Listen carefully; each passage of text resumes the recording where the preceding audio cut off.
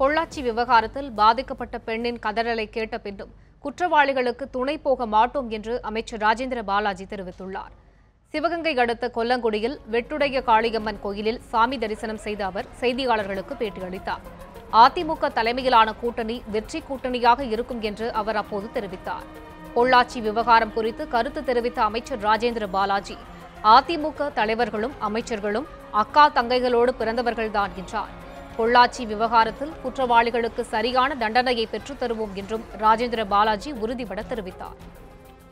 பழனிசாமி அவர்களோ, துணை அமைச்சர் ஓபிஎஸ் அவர்களோ, நானோ, எங்கள் அமைச்சர்களோ எல்லாரும் அக்கா தங்கச்சியோட பிறந்தவங்க தான்.